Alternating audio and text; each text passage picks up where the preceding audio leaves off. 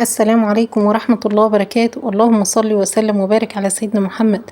عاملين ايه يا حبايبي؟ يا رب تكونوا بخير وبصحة وسلامة وراحة بال. ان شاء الله النهاردة هعمل معاكم الفراخ المشوية بطريقة حلوة وسهلة جدا جدا وبسيطة، بس الطعم والريحة خيال بجد.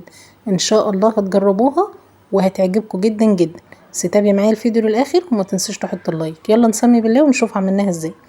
جبت معايا بصلتين وقرن من الشطة، ومعايا حبيتين من الفلفل الرومي احمر واخضر، ومعايا توم، ومعايا ليمون. الليمون حشته على جنب دلوقتي.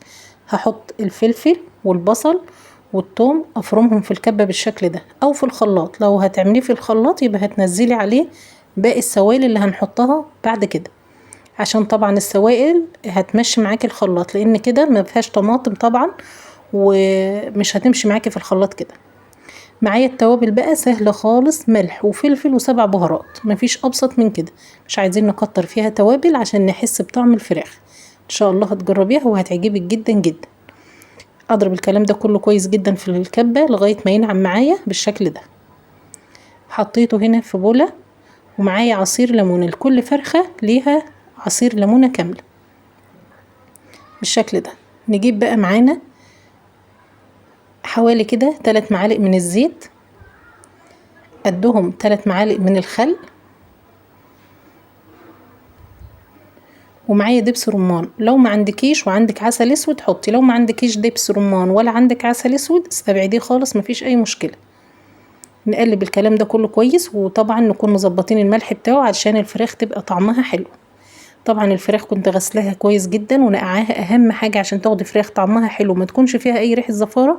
انقعيها كويس جدا جدا حوالي ساعتين 3، وبعد كده اشطفيها بالمية.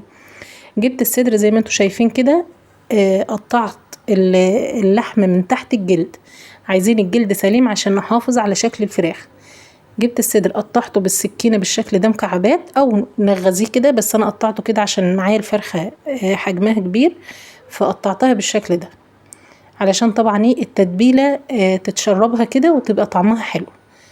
انا عملتها وبيتها في التلاجة. انت ممكن تعمليها يعني مثلا قبليها بحوالي 3 ساعات او ساعتين، هتبقى حلوة جدا. يعني كل ما بتقعد في التلاجة يوم يومين بتاخد طعم حلو جدا وتديكي في الاخر نتيجة ممتازة. وجيت تحت الجلد بتاع الوراك برضو عملت فتحات بالسكينة، وندخل التتبيلة فيها برضو عشان ايه اللحم يتشربها بالشكل ده. ونحافظ على الجلد، يعني ندعك الورك كده من ورا ومن قدام بالشكل ده. اعمليها في نفس الصينية اللي هتدخليها الفرن، وغلي فيها بقى وحطيها في التلاجة لتاني يوم بالشكل ده. خدت معايا التتبيلة كلها. نغلفها بقى بالشكل ده عشان طبعا ايه مفيش حاجة في التلاجة تلقط منها ريحة. نغلفها كويس ونحطها في التلاجة. جيت تاني يوم طلعتها وسخنت الفرن كويس جدا جدا، وحطيتها دخلتها الفرن لغايه ما استوت معايا. عندك بقى هنا ورقه فويل حطيها، ما عندكيش انا ايه الجيش قال الصرافه. حطيت معلقه وحطيت فيها حته فحم، وحطيت عليها معلقه من الزيت، وكمريها بقى وغطيها كويس جدا لغايه ما تشرب ريحه الفحم كلها. ريحتها وطعمها والله يا جماعه في منتهى الجمال. معايا الفراخ استوت جدا جدا زي الزبده، وشوفوا واخده لون حلو وما شاء الله عليها. ان شاء الله تجربوها وهتعجبكم باذن الله. شوفي الصدر كمان، انا بوريكي من الصدر لان الصدر تخين معايا شويه فجميله جدا ودايبه.